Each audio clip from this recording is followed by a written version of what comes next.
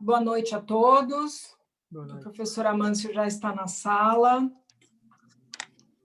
Vamos aguardar mais um minutinho e a gente começa a nossa live de hoje.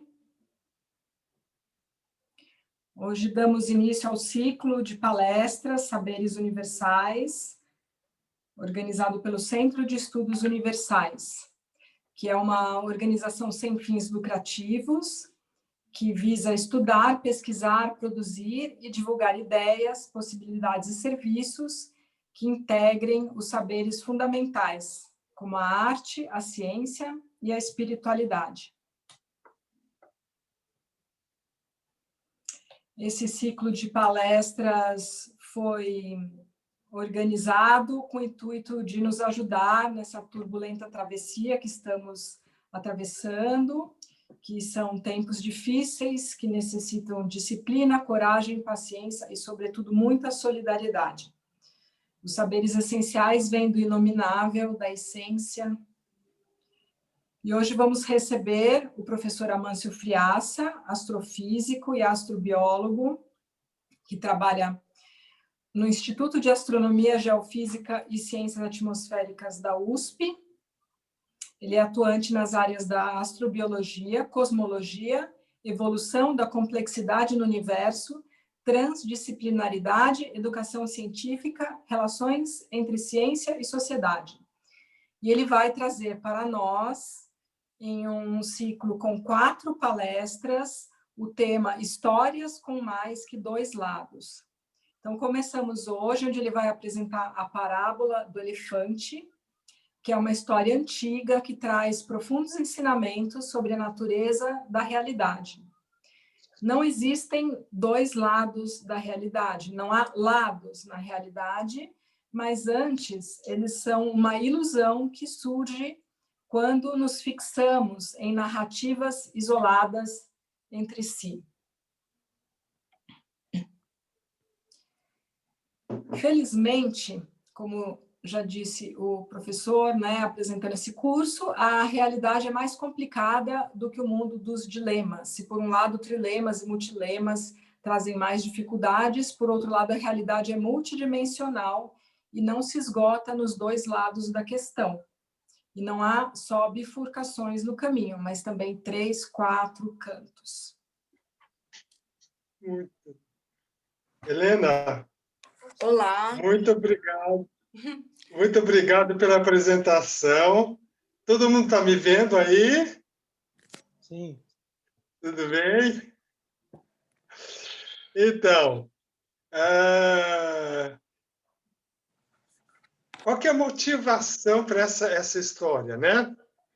Ou seja, histórias com mais de 2 lados. No final, né, do ano passado, né, o nosso último encontro, a gente celebrou a Estrela de Belém, né? Ele foi alguns dias antes de uma conjunção entre Júpiter e Saturno, que tinha umas características extraordinárias, né? Júpiter e Saturno estavam bem perto no céu, né? Menos do que 1/5 do diâmetro da Lua. E, além do mais, isso coincidiu no dia do solstício de dezembro, ou solstício de Capricórnio, né, que é o começo de todo um ciclo do Sol, né?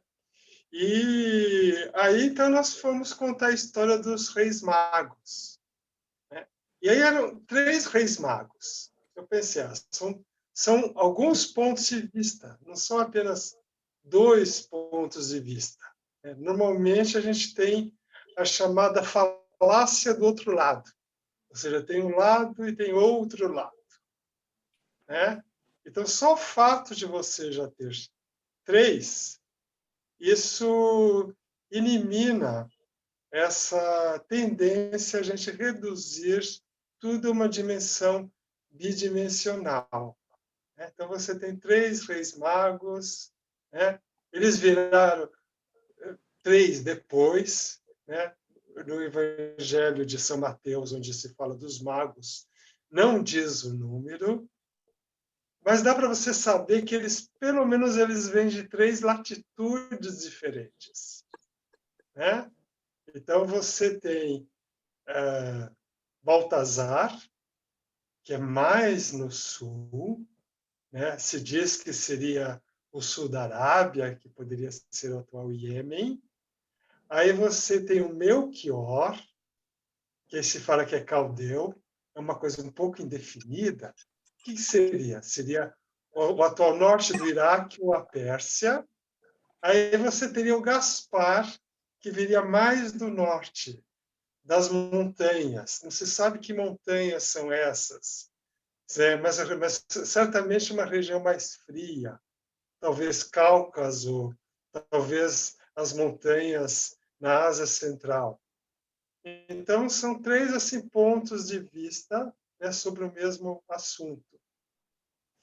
E então, para brincar um pouco com isso, eu vou ver se eu consigo compartilhar, né, alguns slides que eu fiz, que são pouquinhos, tá? Eu vou tentar aqui.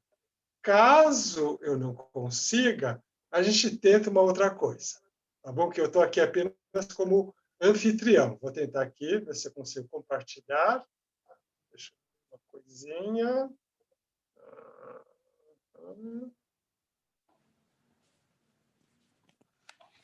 Somente o anfitrião pode compartilhar nessa reunião. Então, o que eu proponho é o seguinte, que eu seja, que a Helena me coloque como anfitrião durante uns 5 minutos.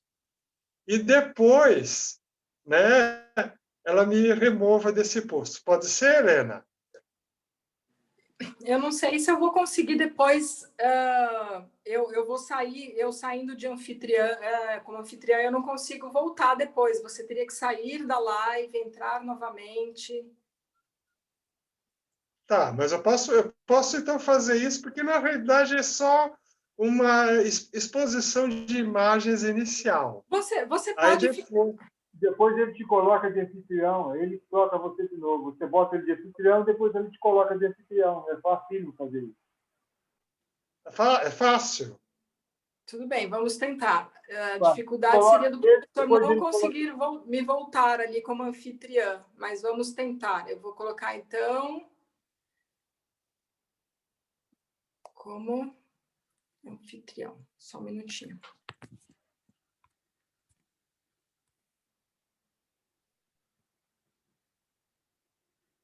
Pronto. Ah, eu sou anfitrião agora, então tá ótimo. Então vamos lá. Vamos aqui. Vou compartilhar, né? Na verdade, é só uma brincadeira, tá bom? Não exatamente uma brincadeira, né? Mas deixa eu ver.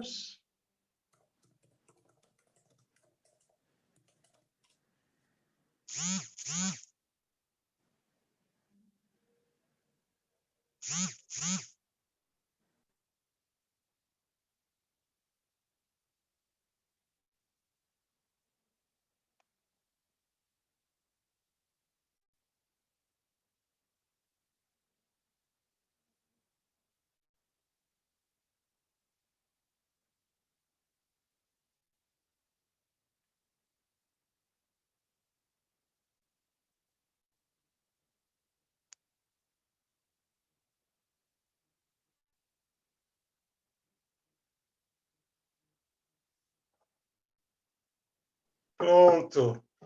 Vocês estão vendo aí? Sim. Ah, essa é uma brincadeira.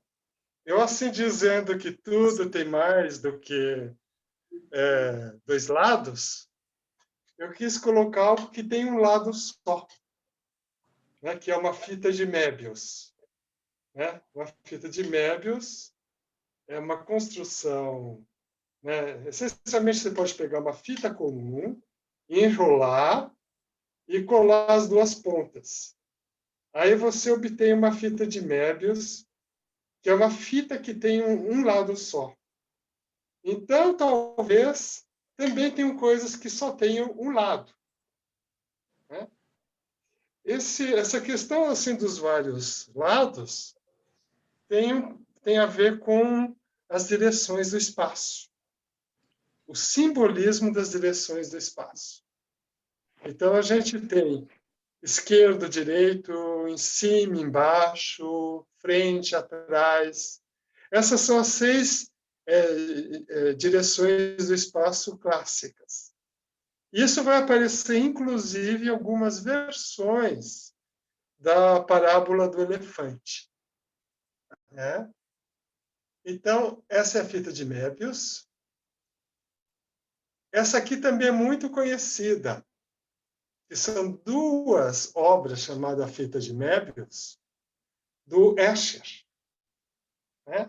Então, uma de 61, né, e outra de 63. Então, de 63, que tem essas formigas andando, né? Então, ele chama isso de formigas vermelhas.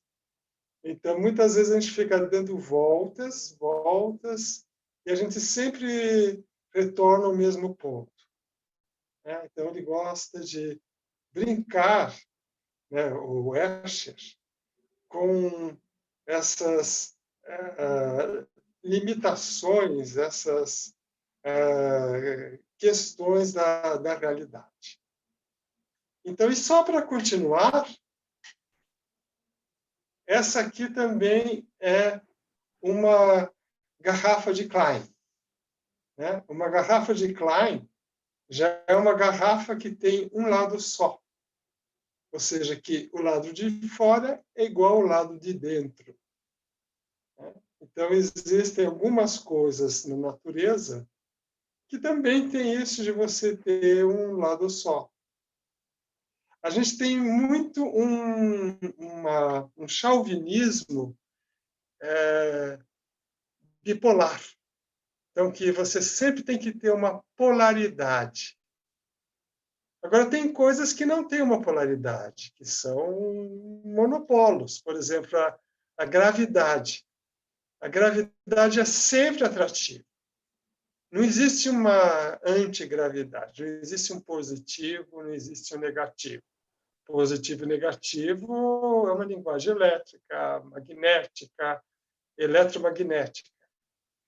E mesmo no simbolismo de cores, você tem 3 cores, né? Você tem 3 cores primárias. Aí você tem azul, você tem verde, né? Você tem vermelho, que são as 3 cores primárias que compõem todas as outras.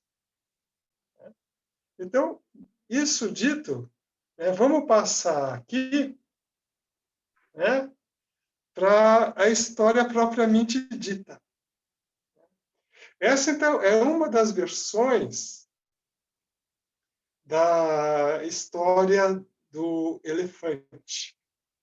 Observe que aí você tem 6 personagens. E aí você tem o elefante, né? E isso aí é a versão assim, mais recente da história dos cegos e dos elefantes, que é devido a um poeta americano, o John Godfrey Saxe, né? E que ele fala, então, 6 homens da Hindustão, muito inclinados à erudição, foram ver o elefante, muito embora todos fossem cegos. E aí então, ele começa então, a contar a história. Então, o primeiro personagem, que ele está bem à direita da imagem, ele vai apalpar a tromba. Então, ele vai dizer que a tromba é uma cobra. O segundo personagem, ele vai apalpar a presa. Aí ele vai dizer que se trata de uma lança. O terceiro personagem, ele vai apalpar a orelha. Aí ele vai dizer que é um abanador, que é um leque. O outro agarra a perna. Aí ele vai dizer que é o tronco de uma árvore. O outro desliza a mão nos lados. Aí ele vai dizer que é uma parede. E o outro pega a cauda. Aí ele vai dizer que é uma porta. Então, essa é uma das versões, né? Então, o John Godfrey, ele era um daqueles poetas, né, espirituais, né? E isso ele coloca, né, para discutir as guerras teológicas. Então, como que cada igreja ela vai brigar com a outra? Como que alguém vai impor a sua visão de moral a outras pessoas, né? Então, ele é um poeta espiritual, né? Então, o que ele busca na poesia dele é a divindade na natureza. Então, ele, né, denuncia a estreita visão, né, que as pessoas têm do que é espiritual. E ele, então, denuncia isso então, através de uma versão, né, ao século XIX, desse conto que ele é bastante antigo, né? E aqui tem uma outra já imagem, né? Então, essa imagem já é mais recente, ela é da Idade Média, e ela ilustra uma obra sufi, né? Uma obra sufi que é do Rumi, né? Então, o Rumi, né, ele é um dos grandes mestres sufis. Então, os sufis, aquela região que é o atual Afeganistão, Caxemir, Paquistão, Irã, né? Eles deram uma nova roupagem à história dos cegos, né, e o elefante. Então, você tem, por exemplo, o Sanai. Então, tem o Sanai de Ghazni. Ghazni fica no atual, né, Afeganistão. Ele tem uma obra que é o Jardim Amuralhado da Verdade. E lá ele apresenta uma versão, né, dos sábios e do elefante. E o Rumi foi o fundador da Ordem dos Derviches Rudopiantes, da Ordem Mevlev. Então, ele nasceu no Afeganistão e depois ele foi viver na atual Cônia, né? na atual Turquia, né? E ele escreveu várias obras, né, enfatizando o caráter universal do espírito, né? Entre eles o Masnav, né? O Masnav, na realidade, é Masnav e Emanav, que são os versos espirituais, ou os dísticos espirituais, que é um longo poema em 6 livros, né, que tem várias histórias, várias piadas, inclusive, piadas que são contadas até hoje, e ele tem uma versão dos cegos e do elefante.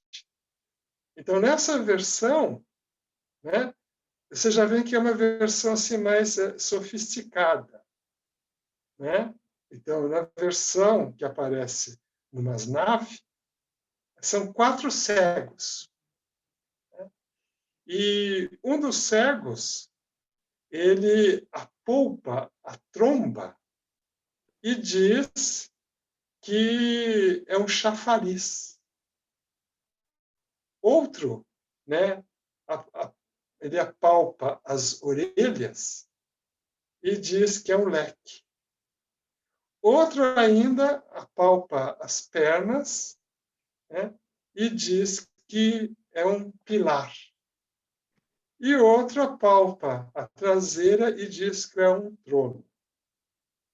Tudo isso tem uma codificação em termos de ensinamento sufi também, né? Mas numa primeira camada de leitura, né, ele quer enfatizar que as limitações dos pontos de vista. E depois ele comenta, ou seja, existe também uma moral que ele coloca explicitamente. Observe que ele faz parte da chamada Revolução do século XIII. A Revolução do século XIII aconteceu em vários lugares do mundo, né? Inclusive na Europa. E é o que se chamaria da definição de civilização. Civilização no sentido de que é algo que ultrapassa, né? Não, aí não é um boi, é um elefante. Né? Civilização no sentido de que é algo que ultrapassa, né, um contexto de uma determinada região ou mesmo de um determinado reino ou mesmo de um império, mas que abarca a totalidade da humanidade. Então, esse seria o processo civilizatório, né? Então, vamos lá, né? Então, ele então diz o seguinte, né, na moral que ele coloca: o olho sensual é como a palma da mão. A palma não tem os meios para abarcar a totalidade da criatura. Deixa eu então só repetir quais são as 4 versões do elefante, que algumas pessoas não ouviram direito, né? Então, as 4 versões, elas são a tromba, né, que é o chafariz, as orelhas, que são o leque ou abanador, sabe aquele abanador de rei, né? As pernas, que são o pilar, e a traseira, que é o trono, né? Então, quando você fala trono, né, trono divino, pilar divino, já dá para você assim perceber que se trata de algo que vai além, né, do significado comum dessas palavras, mas que pode entrar na discussão teológica, né? Então, você tem teólogos com diversos pontos de vista e que não concordam entre si. Agora, o que é a divindade, o que é o espírito, é algo que transcende a visão desses teólogos, né? Então, de novo, a moral da história. Né? É interessante que existe a moral, existe a história, existe a moral. É uma coisa que a gente não está acostumado muito no modo como se conta as coisas atualmente.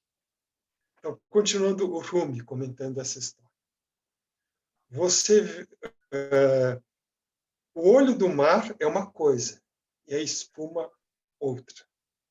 Dia e noite, fragmentos de espuma são lançados do mar.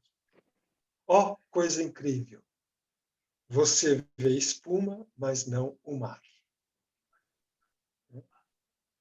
Então, vamos até pensar um pouco nisso, né? Então, a ideia do mar, né, com essa espuma que é formada, essa espuma, essa escuma, e o vento sopra, e aí você, né, vê a espuma, mas tem um mar, que é algo muito vasto, né, além da espuma.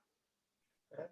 Então, ou seja, se você está vendo a espuma, tem algo muito mais vasto que você deixou de ver.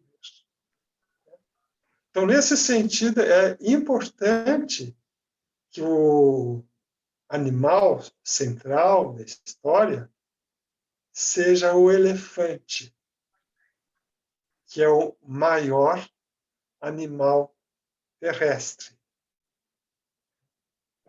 O mar, ele tem animais ainda maiores, né? Que na mentalidade de um povo da antiguidade podiam ser classificados de monstros. Então se fala, por exemplo, das ilhas dos bem-aventurados. Então, as ilhas dos bem-aventurados, tudo excelente nessas ilhas, isso é o Plínio contando, exceto que de vez em quando você tem monstros que vêm do mar. Né? Então, quer dizer que esse mar é uma ideia de uma vastidão e também dá uma ideia de algo, né, com camadas e camadas e com perigos também. O bosque eu vou falar, viu? Também. Uma das versões entre o bosque. Tá? E finalmente, o Rumi, na explicação da história, ele já coloca o elemento de luz. Ou seja, se cada um tivesse uma vela e entrassem juntos, as diferenças desapareceriam. Então, você tem isso, tá? Cada um desses cegos, né? Então, na verdade, nessa história, não são cegos. Nessa história, são pessoas que estão num quarto escuro e que apalpam o elefante. Então, se cada uma dessas pessoas entrasse com uma vela, né, e entrasse juntos, as diferenças desapareceriam. Né? Aí, então, você tem várias piadas, né, que Rumi ele coleta, inclusive, sempre envolvendo o tema da luz. Né? Então, por exemplo, né, Rasmudin, que é um personagem das histórias, né, ele perde uma chave. Né? E aí ele está procurando a chave na rua, né, e não consegue achar. Aí passa alguém e pergunta, Rasmudin, o que você está fazendo? Estou procurando uma chave. Né? Ele falou, mas onde que você perdeu a chave? Você se lembra? Ah, perdi dentro de casa. Mas por que você está procurando aqui, Rasmudin? É porque em casa não tem luz, e aqui tem. Então, são histórias desse tipo, muito antigas. Nesse ponto, eu vou tirar aqui a imagenzinha, tá? Vou deixar de compartilhar. Só fiquem aqui com... Só um segundo. Deixei de compartilhar. Pronto. Estão me vendo agora? Sim? Sim. Ah, então tá ótimo. Então, e agora é o seguinte, quem quiser... Então, agora eu vou entrar no modo interação, tá? Vou tentar entrar no modo interação. Então, quem quiser fazer alguma pergunta, alguma colocação, à medida que eu for andando, né? A Helena falou para fazer no final, tá? Mas, na verdade, tem certas coisas que a gente esquece. Então, se quiserem até colocar agora, pode colocar, tá bom? Levanta o braço, ou entra mesmo. Aí a gente conversa a respeito. Tá bom? Ninguém entrou? Bem, vou continuar então. Né? Então, interrompa à vontade, tá? Então, essa história, como eu falei, ela... essa história, na verdade, né? Deixa eu ver se tem alguém que eu não admiti ainda aqui. Só um segundinho. Só um segundo. Deixa eu ver. A Helena pediu para admitir os que estão entrando. Helena, até esse momento, os que estavam entrando eu conseguia admitir. Apareceu aqui, eu admitia. Tem alguém que eu não consegui admitir ainda? Eu acredito que todos já tenham entrado, todos que estavam esperando já entraram no momento. Então todo tá bom. momento vai entrando gente, né? Não, fica tranquila que eu tô assim prestando atenção. Só se por acaso eu me distraio na minha contação de história, esqueço dessas coisas aí. Tá? Tá Muito bom? obrigada. Eu, como administrador, sou um péssimo administrador, mas eu vou aprendendo, viu, gente? Tá? Muito bem. Então, voltando aí para a história, né? Então, na verdade, né, essa história, pelo fato de aparecer o elefante, significa que deve ter surgido em um lugar onde havia elefantes. E esse lugar onde havia elefantes pode ser no Sudeste Asiático ou na Índia, né, onde os elefantes estão lá até hoje. Né? Então, um dos lugares, né, que é a Índia, é o berço do budismo. E lá a gente tem uma das versões mais antigas. Né? Então, essa versão ela aparece em uma das escrituras, que é o Dana, que alguns acreditam que sejam contemporâneos à própria vida do Buda. Né? A maior parte do corpus budista foi escrita após a morte dele. Mas tem algumas escrituras extremamente antigas que talvez tenham sido escritas durante a vida dele. E nessa história já não são mais as pessoas que entram num quarto escuro, né? E também não são 6, e nem 4. Aí são 8.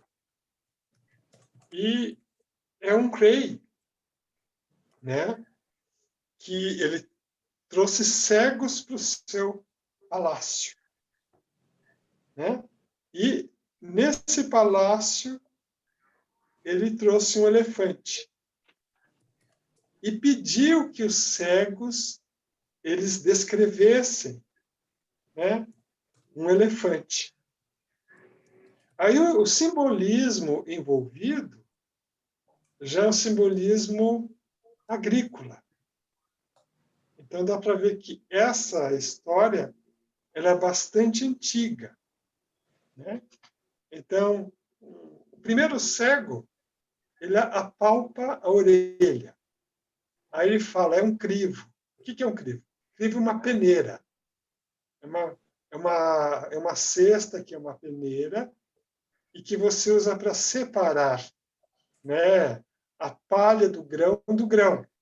Então, você fica batendo, você já deve ter visto isso em alguns documentários, né? Aí a palha do grão ele voa e aí sobra o grão. Né? Outro, ele cego, ele agarra a tromba. Aí fala, é um arado. Outro cego, ele passa a mão, né, na presa. Ele fala, é a lâmina do arado. Outro apalpa o lado, né, do elefante. Ele fala, é um celeiro. Outra apalpa o pé, ele fala, é um pilar. Outra apalpa a traseira, ele fala, é um paredão. Né? Outra apalpa a cauda, né? Ele fala, é um pilão. E outro, né, pega a ponta da cauda, aí ele fala, é uma escova. Então, cada um deles dá um ponto de vista diferente. Né? Nessa história e na história do poeta, né, do John Gottfried, né, o que você tem é que todos começam a brigar entre si. Né? Tanto no poema quanto na história do Buda, os que estão falando são pregadores ou religiosos que eles discordam entre si e ficam brigando. Né? Então, existe também um comentário a esse texto que diz o seguinte: esses pregadores, né, que sustentam, assim são os pregadores que sustentam visões cegas e que nada viram. Na sua ignorância, por natureza, são briguentos, polêmicos e alimentam controvérsias. Cada um sustentando que a realidade é tal e qual. Então, isso já é uma fala assim, bem budista, né, antidogmática. Né? Então, são vários representantes que eles brigam entre si. Então, isso é algo que você vai ter em várias versões. Em algumas versões, você tem esse clima de conflito, em que eles brigam entre si. Em outras versões, você tem um clima de perplexidade. Então, o Rumi, ele enfatiza a perplexidade. Ou seja, ele não dá uma solução necessariamente.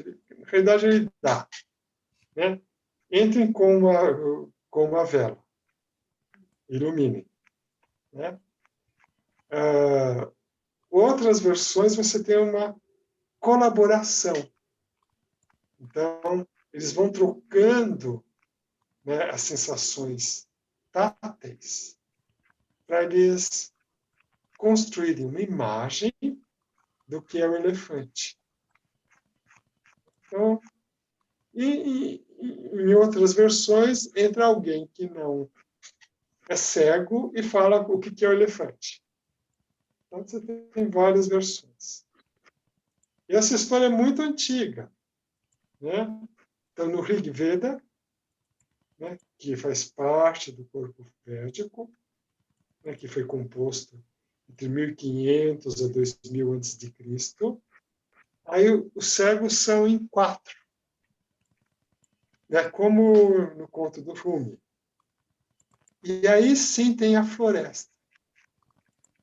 Então, a floresta, como o mar, é o local do desconhecido, o local das grandes coisas. E aí esses 4 cegos, eles entram na floresta e encontram um elefante. Poderia ser também uma floresta no escuro. Aí são 4 cegos mesmo. Né? E eles não brigam entre si nessa história.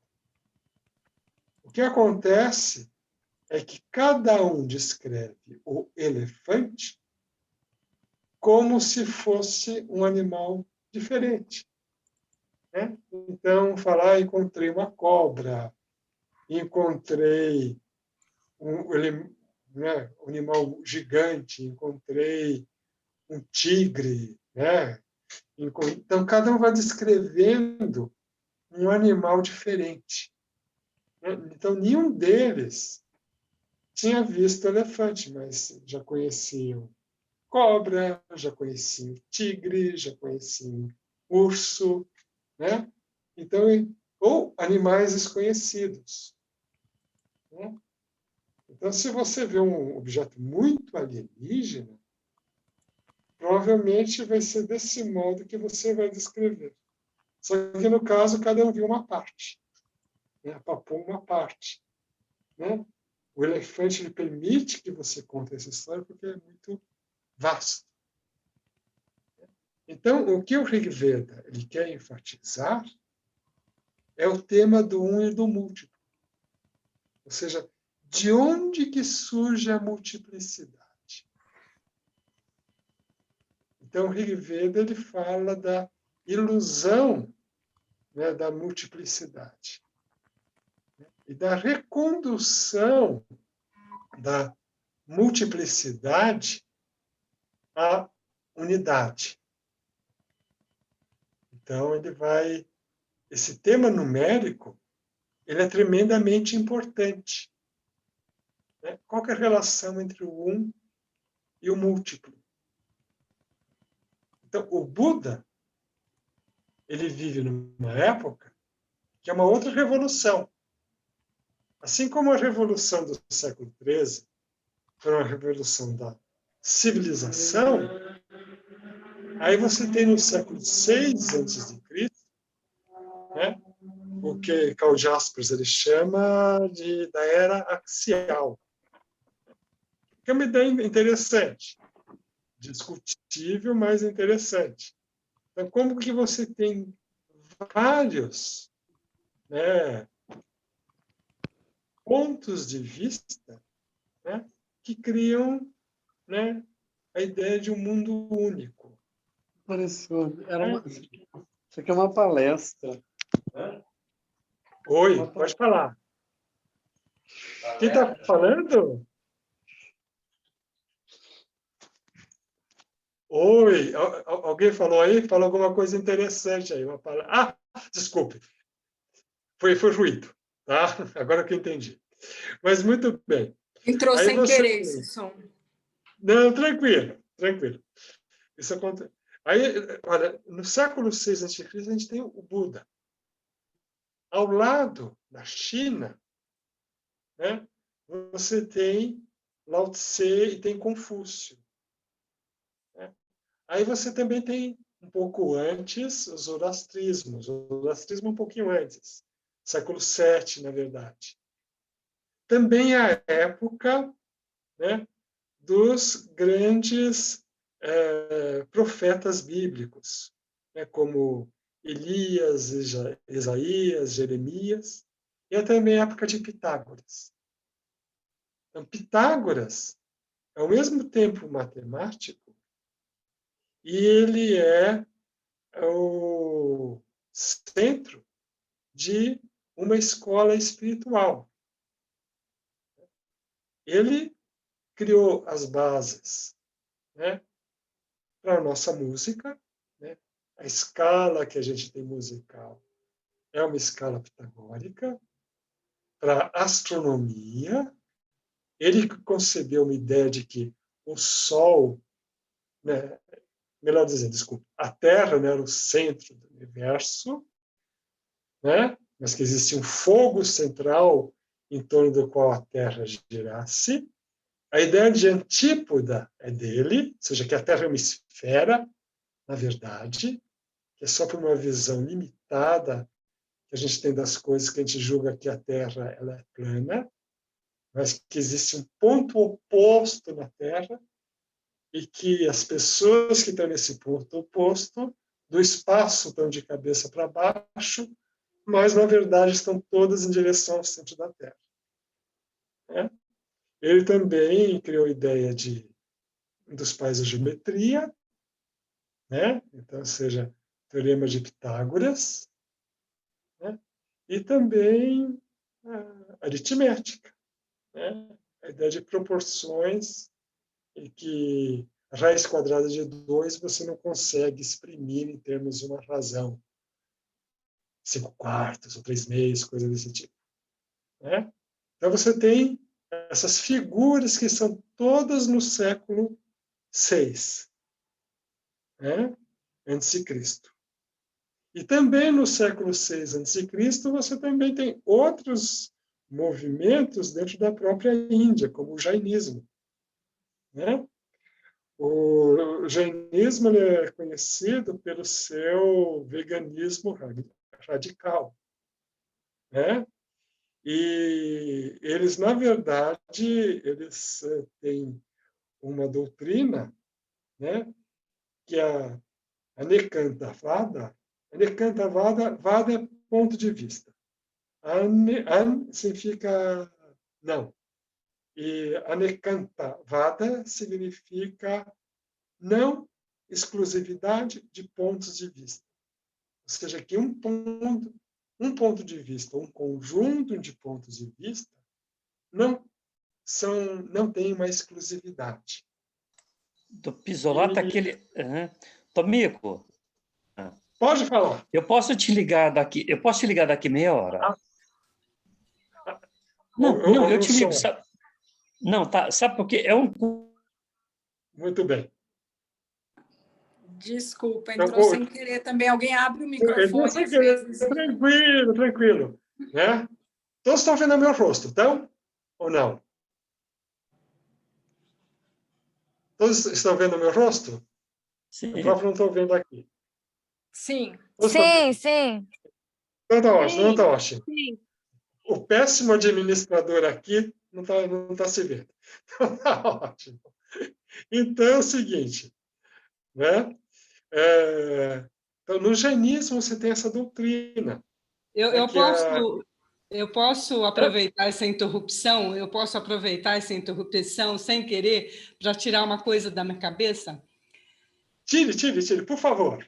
Então, mas eu consigo entender a ilusão da multiplicidade, querer virar uma unidade, ou quererem fazer a multiplicidade se tornar uma unidade. Mas eu não entendo quando você fala o Rig Veda, né? Sobre a ilusão da multiplicidade. A multiplicidade não me cabe como uma ilusão. Me explica, por favor. Talvez, né? Essa palavra ilusão, na verdade, eu posso me corrigir. Tá bom? Na verdade, a gente está sempre falando de ilusão aqui, né? Ou seja,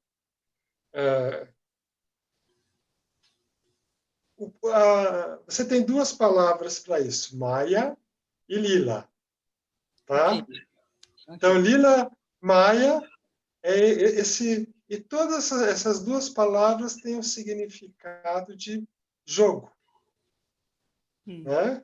Okay. Então, ou seja, então você tem esse jogo, né, que é um jogo assim de você reconduzir, né, sempre a multiplicidade à unidade.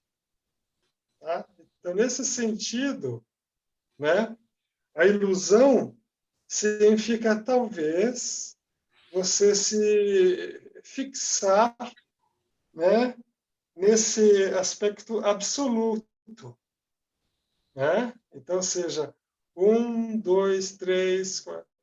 Estou sendo bem pitagórico. Então, cada um desses números ele é isolado em si. Então, essa seria um modo de você verificar a ilusão da multiplicidade. Não significa que ela não exista. Ao contrário. A multiplicidade é exatamente aquilo que existe. Agora, tem coisas que são mais profundas ainda do que a existência. Então, nesse sentido, não é ilusão assim, no sentido um pouco usual do termo, no sentido quase que acusatório. Não. é uma ilusão que significa que no teu processo de conhecimento, né, você não pode só ficar com a multiplicidade dada. Na verdade, é interessante que você aumente a multiplicidade. Aí que o jainismo ele entra. Né? Então, o jainismo tem essa doutrina que é da multiplicidade dos pontos de vista. Né? Então, ou seja, então, quando você tem vários pontos de vista, né? Qualquer coisa, seja um elefante, ou seja qualquer coisa, ela tem muitos pontos, ela tem um número infinito de propriedades. E aí, muitas vezes, o grande problema é que nós assim nos fixamos em algumas dessas propriedades, e à medida que aparecem outras propriedades, a gente deixa de considerar. Né? Então, no jainismo, né, o grande problema é o que eles chamam, para o ser humano, é o que eles chamam de imaturidade. Ou seja, não é que o ser humano ele seja mau, não é que o ser humano ele seja, né, deplorável, mas é que ele é imaturo, que ele é infantil. Né? E sendo infantil, ele é irresponsável. Então, a imaturidade é você negar sistematicamente aspectos da realidade. E quando você nega aspectos da realidade, você é irresponsável. E aí você pode levar, né, por exemplo, a morte prematura das criaturas. Né? Então, ou seja, tem uma ética aí por detrás. Mas sobre a ilusão é interessante. Ou seja, porque o que é a ilusão? A ilusão significa estou considerando, vou considerar o ponto de vista óptico, por exemplo. Mas muitas dessas coisas elas têm um ponto de vista óptico. Né? Eu sou eu e todas as imagens que são formadas de mim. Eu vejo, por exemplo, o reflexo de alguém numa sala de espelhos. Então, todos aqueles reflexos, eles remetem àquele que é a fonte. Eu tenho uma lente, né? Eu, como astrônomo, sempre estou imaginando essas coisas. Né? Você tem uma galáxia muito distante e tem uma galáxia na frente. Então, essa galáxia na frente ela pode funcionar como uma lente. Só que uma lente deformada, se provoca múltiplas imagens. Né? Então, a ilusão da multiplicidade também você tem uma certa disciplina da recondução dessa multiplicidade à unidade. Então, o grande problema dos cegos na floresta, ou talvez de pessoas normais numa floresta extremamente escura, né, numa noite sem lua, seria que eles imaginam vários animais, enquanto, na verdade, é um animal só. Então, nesse sentido, é uma ilusão. Né? Então, você pode estender essa pergunta e dizer, mas será que esses múltiplos aspectos que eu observo, eles não são, na realidade, aspectos de algo unificado? Né? Então, muito então da história do conhecimento primeiro você vê que a realidade é muito complexa, né? E você não tenta simplificar isso antes da hora. E depois você começa a perceber o que né, um ponto de vista ele tem a ver com o outro, né? Então, Darwin trabalhou assim, Darwin, né? Tem uns tendilhões de Darwin nas Ilhas Galápagos, né? Então, você tem as Ilhas Galápagos, cada um com um habitat, e você tem o mesmo pássaro, que é o tendilhão, né? Mesmo gênero, só que com várias espécies. E cada espécie tem um bico diferente, né? Então, você tem aquela multiplicidade, então o que ele vê? Existe um ancestral comum. Esse ancestral comum ele se diferenciou. Então, a gente faz esse jogo de reconhecer a multiplicidade e, ao mesmo tempo, reconduzi-la a uma unidade. Então, no jainismo, por exemplo, né, você quer esse conhecer, né, e conhecer é algo que nunca vai parar, porque você tem infinitos aspectos. E a ideia é não parar nunca, né? E sempre tomar cuidado para não excluir pontos de vista, que não necessariamente são contraditórios, mas que eles são estranhos, eles são diferentes, né? Então, nesse sentido, né, você pode então falar de um filósofo moderno. Esse filósofos modernos são os filósofos, mas também os físicos quânticos. O Heisenberg, do princípio da incerteza, né? Aquele lá que, né? O Heisenberg, o princípio da incerteza, ele também já fala de uma limitação na capacidade de conhecimento do ser humano, né? Então isso remete também à ideia do elefante, né? Ou seja, você tem as propriedades. Então, o jainismo fala em propriedades. E dificilmente existe uma dualidade. Mas, às vezes, existe uma dualidade, né? Então, no caso, o Heisenberg ele identifica alguns pares de dualidade, né? Dualidade não significa bem e mal. Bem e mal não são dualidade. Porque o mal ele pertence ao nível ilusório em comparação com o bem.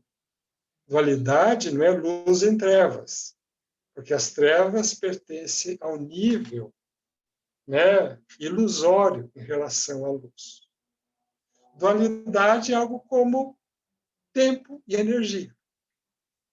Tempo e energia, você fala, qual deles é mais nobre? Não dá para saber. Então, eles estão no mesmo nível de nobreza, né? Mas quanto mais eu conheço o tempo que algo acontece, menos eu conheço a energia. E quanto mais eu conheço a energia de algo, menos eu conheço o instante que isso acontece. Então, esse é um princípio da incerteza. Então, é muito difícil existirem pares, né, de opostos. A maior parte das coisas que nós chamamos de oposto não é. Mas a ideia do princípio da incerteza é que existem algumas coisas, sim, que eu posso chamar de opostos. Uhum. E, Amâncio. no caso, o oposto aí é um oposto em relação do ponto de vista cognitivo. Quem está falando? Florentino. Ô, Florentino! Tudo bom? Não estou te vendo. Mas é bom ouvir tua voz. Hã? Não? É bom ouvir tua voz, Florentino. Tudo bem? Vai lá, Florentino. Então, olha só. Olha, eu tava ouvindo aqui e não consegui, claro, não pensar numa ruptura muito interessante que ocorre na história da filosofia ocidental, né? Com assim, essa série de exemplos que você deu, que é a ruptura que a gente tem no pensamento ocidental com Nietzsche, certo? Certo. Então, o Nietzsche vai fazer assim, o Nietzsche é tido como um demolidor justamente porque ele rompe com a ideia da possibilidade da apreensão do elefante na sua totalidade, da verdade, certo? Então, assim, não é possível apreender algo na totalidade. Assim, nós percebemos perspectivas de alguma coisa, né? Então, é uma ruptura radical com uma pretensão de que o homem possa abarcar a totalidade das coisas, ou a totalidade de algo, né? Eu via na sua exposição uma crítica à ideia de uma verdade total, acabada, fechada, né? E a possibilidade das perspectivas de algo. Porque, olha só, cada um dos cegos, tocava numa parte de algo, que era o elefante. Sim. Então olha só, há uma parte do animal aí na história, né? Sim. E o que nós temos? O elefante é uma ilusão. Aí você, né, você respondeu aquela pergunta sobre a ilusão. O elefante é uma ilusão, ou a ilusão é a nossa pretensão de apreensão do elefante, né? Essa é a posição que o Nietzsche vai colocar. Assim, olha, abandone qualquer possibilidade de compreender o elefante na sua totalidade. Claro. Nós podemos compreender a tromba, entende? Assim, são perspectivas. E o Nietzsche não cai num relativismo, ele cai num perspectivismo, né? Então, assim, mas aí já é uma ruptura, entende, com os grandes idealistas alemães que queriam entender a totalidade das coisas, principalmente com Hegel, né? Mas eu não quero também entrar nessas questões aí, não, mas só para dizer que foi muito interessante, você me remeteu a essa parte da história da filosofia. Aí eu te pergunto, né, se a crítica não seria radicalmente a pretensão da totalidade, ou seja, olha, não há como abarcar essa totalidade, mas aí seria uma crítica também a perspectivas religiosas, como você colocou no início, que tentam compreender essa totalidade. Eu vou assim muito no caminho de Rumi, né? Que ele está em um momento, né? Ele é absolutamente pioneiro, né? De fazer uma crítica de várias das perspectivas religiosas mais estreitas, mas ele deixa campo para o espírito, em termos mais selvagens, eu diria, né? Tanto que os sufis eles foram e são muito perseguidos pelas autoridades religiosas tradicionais. Então, onde os sufis eles prosperam são nas tequias, né? Nas casas de chá, que elas são construídas por comerciantes, não são mesquitas, né? Então, ele também se opõe a uma perspectiva religiosa, racional, totalizante, né? Então, na verdade, acho que você vai falar muito disso na próxima quarta-feira, porque eu já imaginei que você fosse já dar um follow-up. Você falou na próxima quarta, né Fiorentino? Não, é dia 14, se não me engano. Dia 14? Dia 14, tá? Numa próxima quarta, pronto. Na outra quarta, isso. Uhum. Na Claro, outra não, eu já estava aqui super empolgado com o que você estava falando aí, porque... Eu já de caso pensado, eu pensei em você, viu?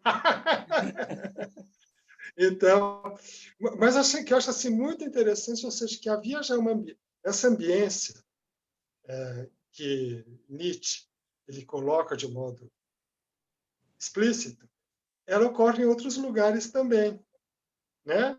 Só que não num contexto europeu.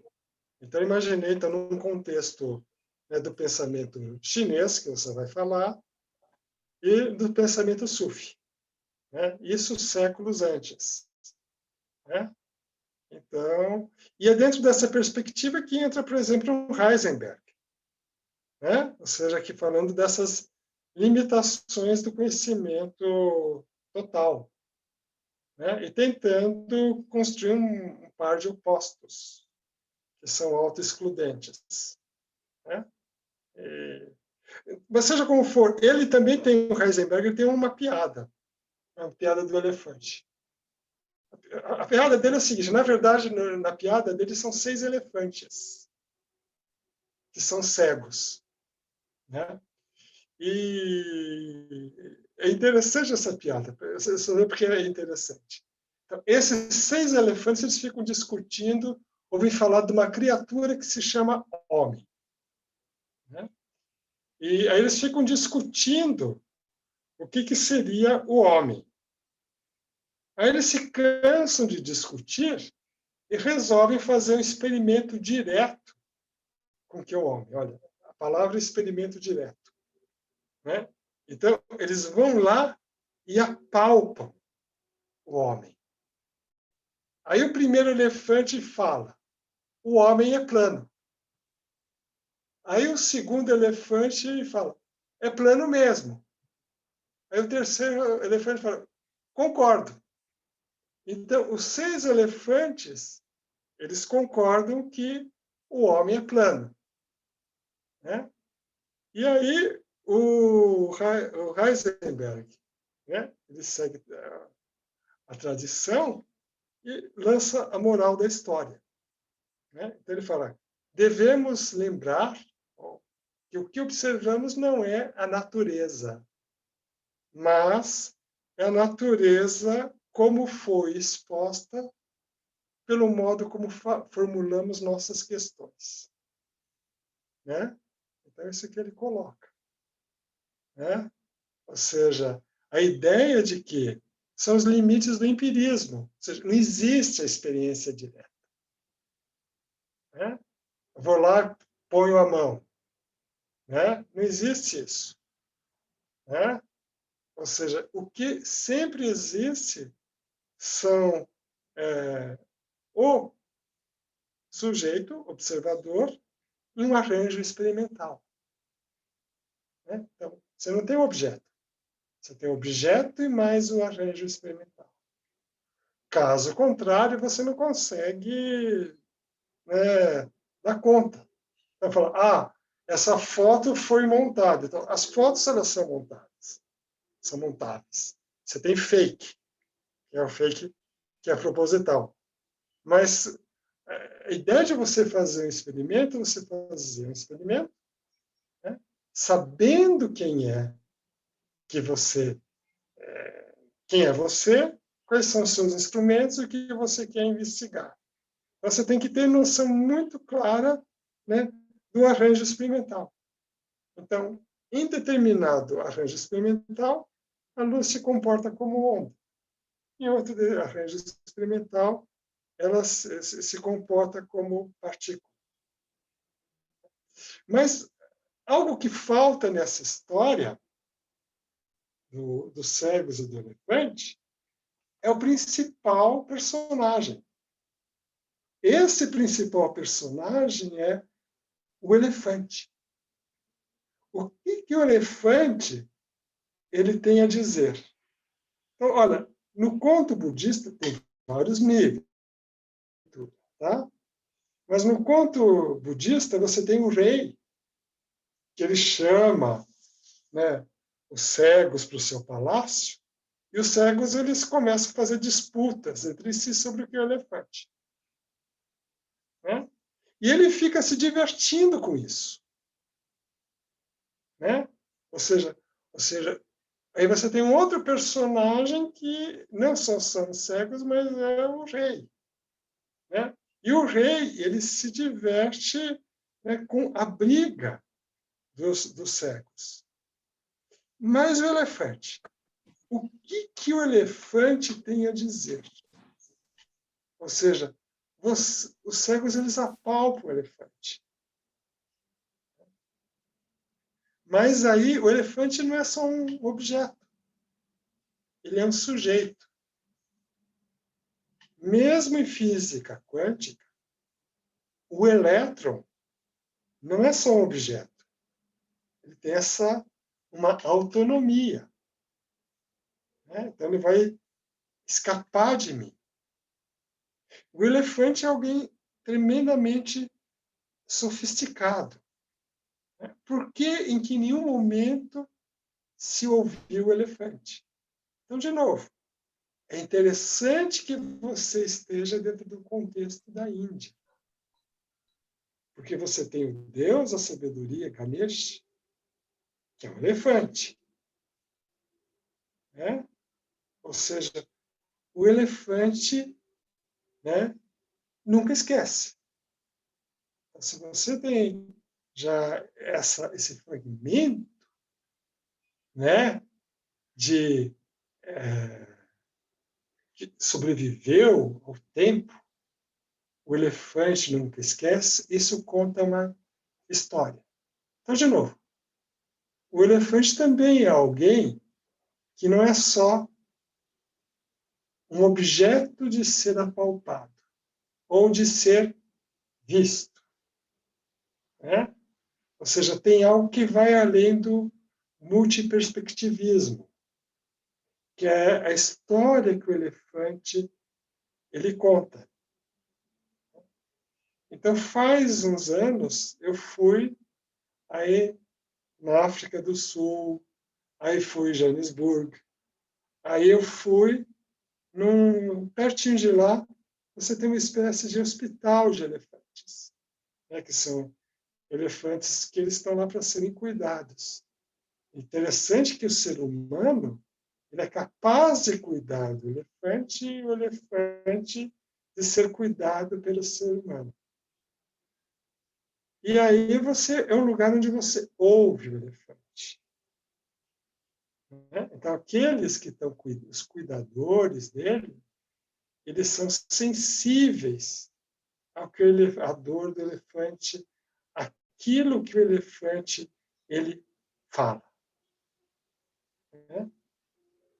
E falaram, acaricie o elefante. Se você voltar, né, daqui a 20 anos, o elefante vai se lembrar do modo como você acariciou. Então, talvez, né, para a gente chegar a um final da nossa história, a gente possa pensar, né, na voz que os elefantes têm. Ou seja, não se trata apenas de cegos. Se trata também, né, de pessoas que ouvem.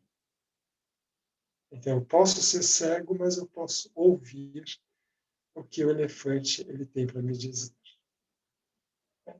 E aproveito e encerro a minha parte de falação.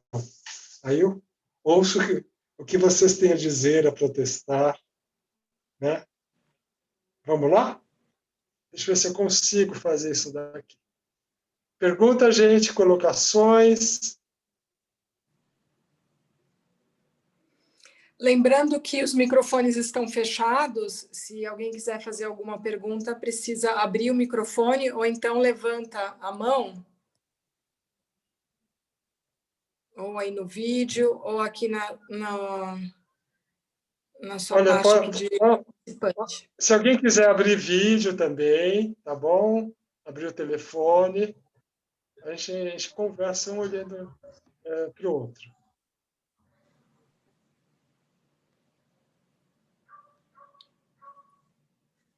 Alô?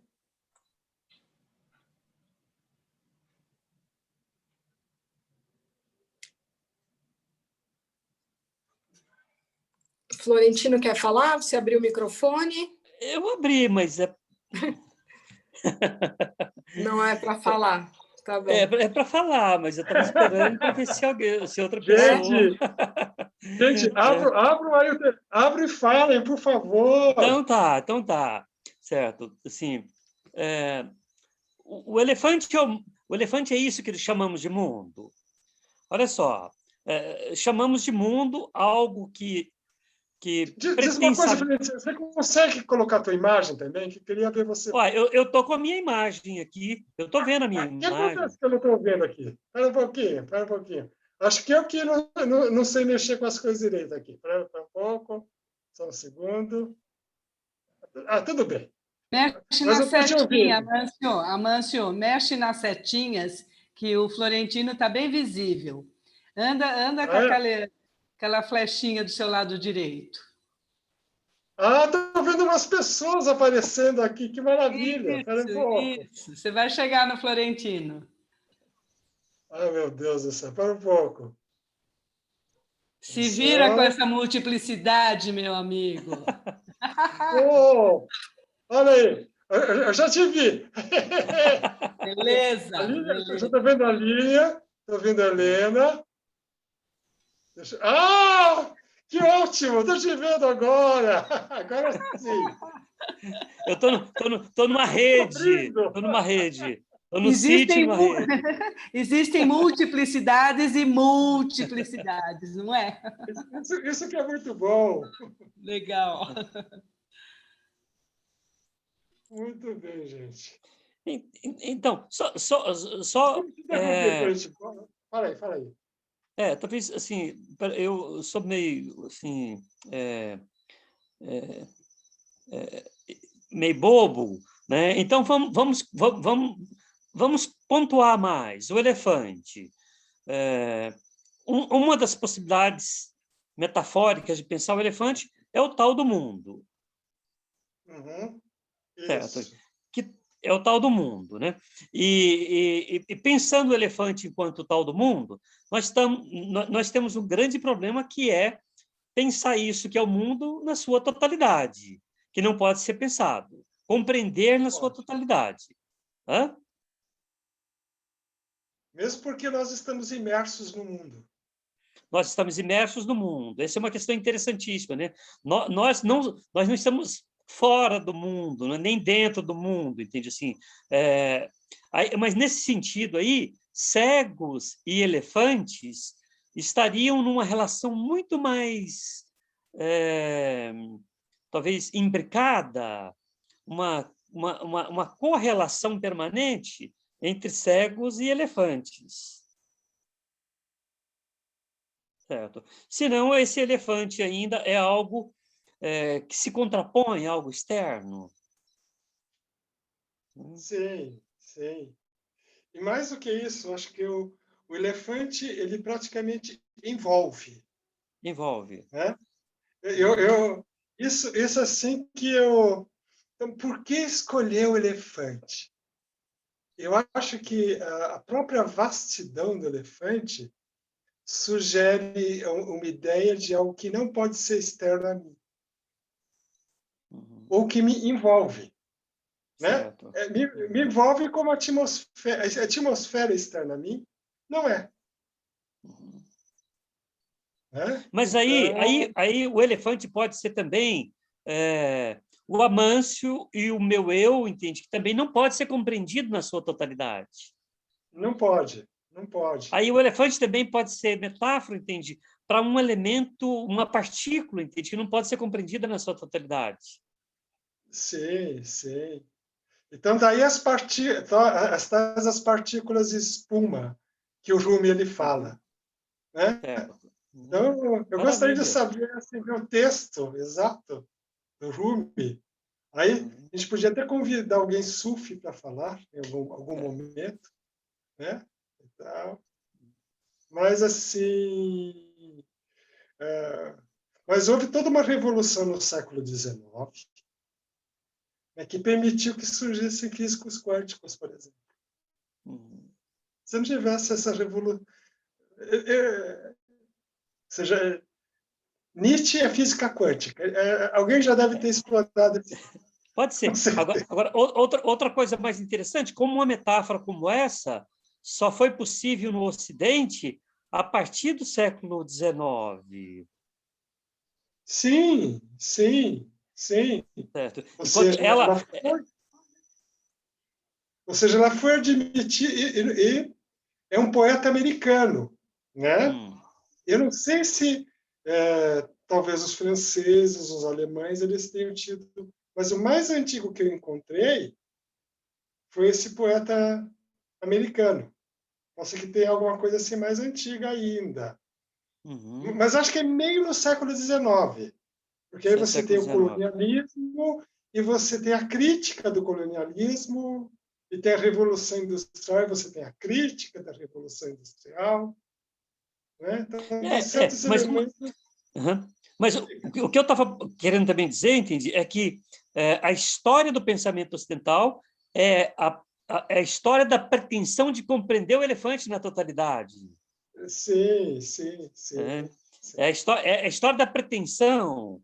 Então, enquanto que nas tradições, como você coloca, e outras tradições orientais, já se pensava há muito tempo, já se colocava a impossibilidade de abarcar essa totalidade do elefante, entende? Assim, não, eu tenho acesso à tromba, eu tenho acesso a isso, aquilo, mas ninguém nunca definiu o elefante na sua totalidade, entende? Enquanto a história do pensamento ocidental é permanentemente marcada por afirmações incisivas, né? O elefante é assim, o elefante é assim, a história da verdade. Sim, E aí você desemboca no universo de Laplace. Certo. Né? Então, a ideia é que você pode compreender todo o universo. Se você compreender todo ele agora, você tem todo o futuro também. Sim. Né? Se você então, calcular tudo... Tudo é computável. Tudo é calculável, entende? Assim, a não compreensão da totalidade é só uma deficiência de cálculo. Exatamente. Certo. Aí depois A você razão vai ter uma série de percepções disso, das limitações desse pensamento. Então, o mundo do século XX já é totalmente não laplaciano. Sim, né? sim, isso. Aí você tem, inclusive, o Alan Turing, né? Que ele demonstra teoremas sobre a não computabilidade. Então, tem muitas coisas, né, que são não computáveis. Né? Então, tem um livro muito bonito do Roger Penrose, né, que ganhou o Prêmio Nobel, né, o ano passado, sobre o trabalho dele com buracos negros, né? Rose to Reality. Né? Então, esses caras são filósofos também. Né? Aí você tem um objeto do dia a dia, que é um buraco negro, que leva eles a pensar sobre a realidade. Né? Então, muito bem. Alguém levantou a mão? Quem levantou a mão? Pode falar. Eu queria entender que sistemas que a gente tem para todo mundo estar colocando percepções diferentes do elefante para juntar. Onde que se coloca? Na matemática? Você está me ouvindo?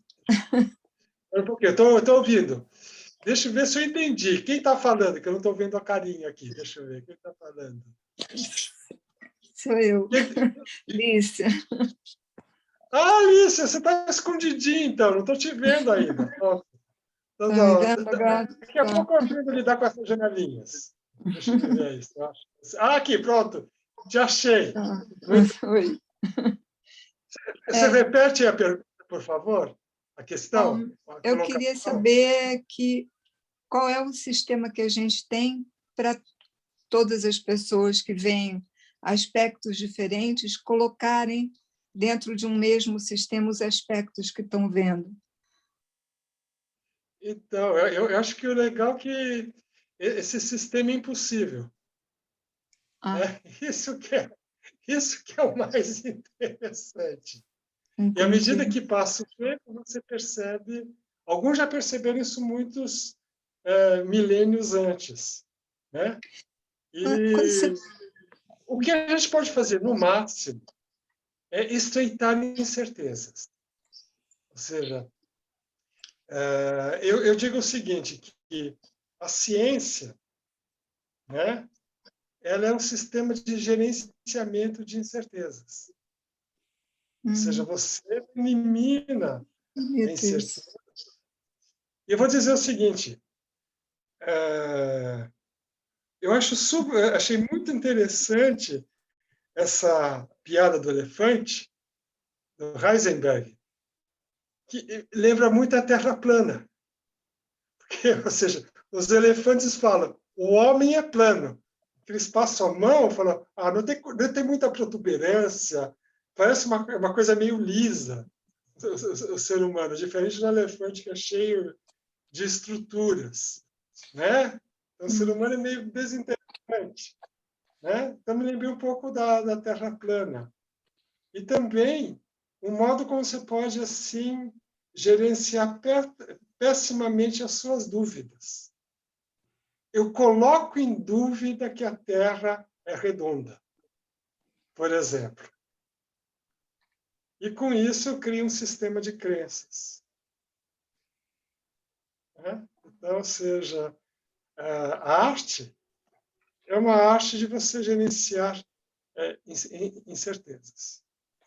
É possível falar, assim, filosoficamente, como você está falando, sobre x elevado a zero é 1?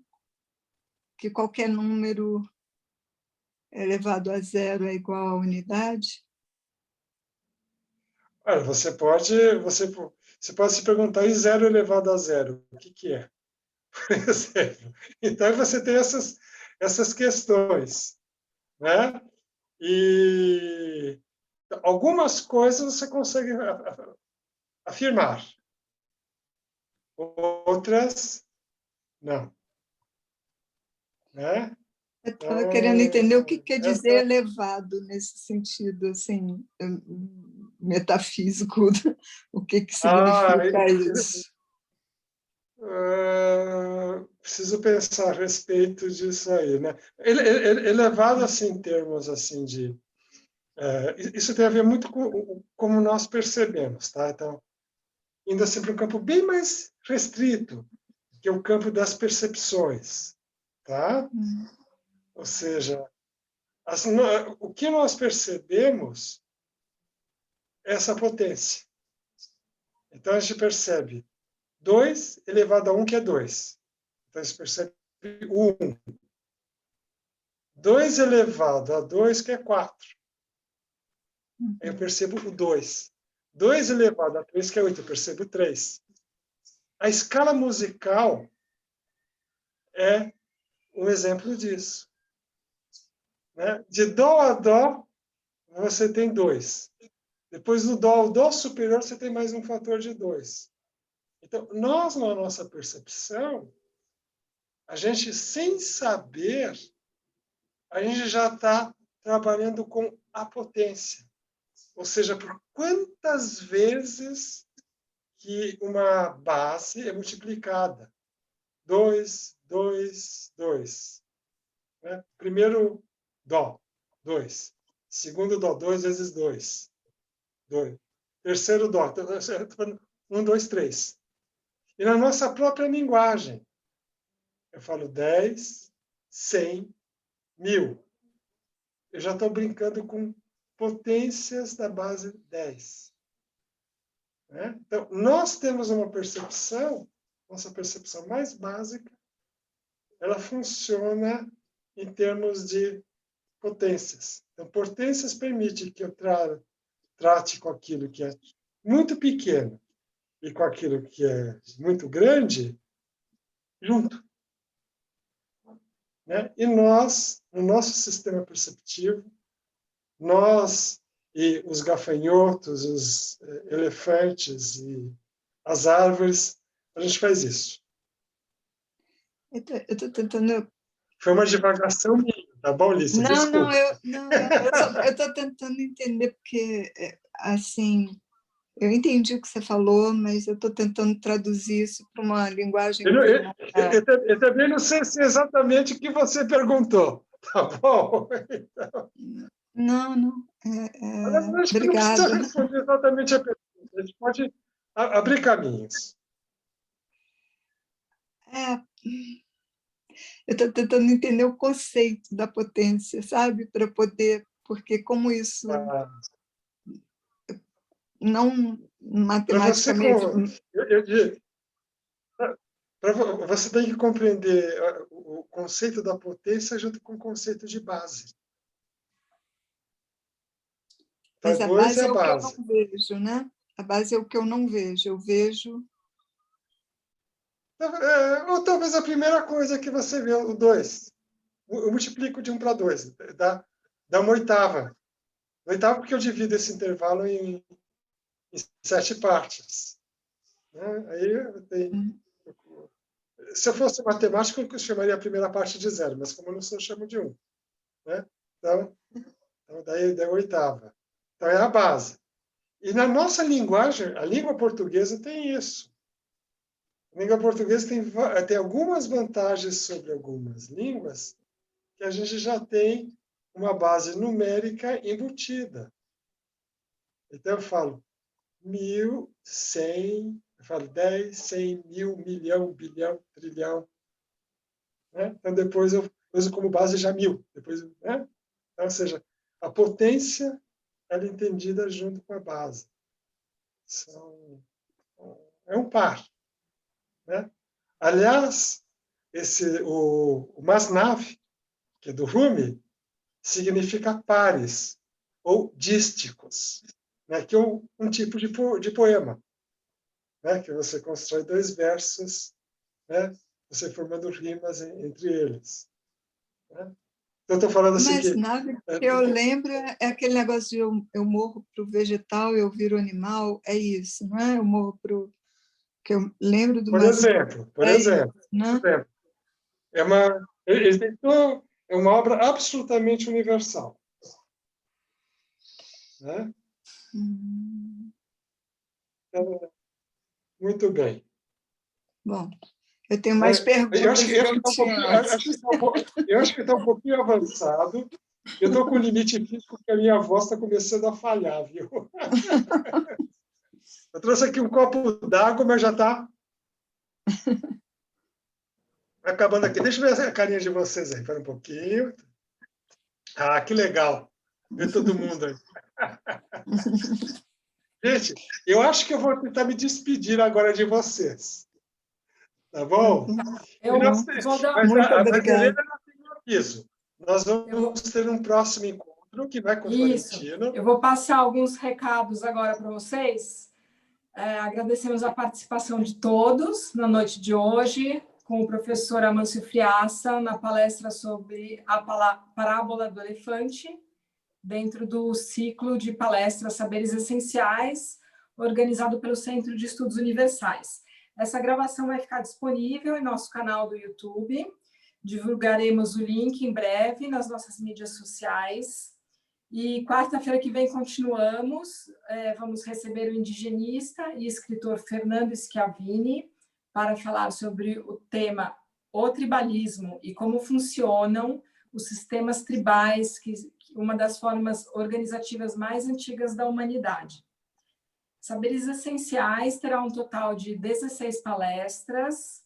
Nas próximas datas teremos ainda a participação do psiquiatra e psicoterapeuta junguiano Paulo Machado, que vai falar sobre a dança das polaridades, e do filósofo Antônio Florentino, com o tema Budismo Zen, da Escola de Kyoto e Mestre Eckhart. Agradecemos, inclusive, a participação do Dr. Paulo e do Antônio Florentino na noite de hoje. E acompanhem a programação completa de Saberes Essenciais no site do Centro de Estudos Universais. Eu coloquei aí no chat para vocês o link, cela1.org.br, e também vamos divulgar durante esses 4 meses de programação nas nossas mídias sociais. Tá bom, professora Amâncio, muito obrigada, agradecemos a participação de todos. Muito obrigado a todos, estou muito feliz em estar aqui com você. Você não tem ideia de como eu estou feliz de participar desse movimento aqui. Tchau, gente.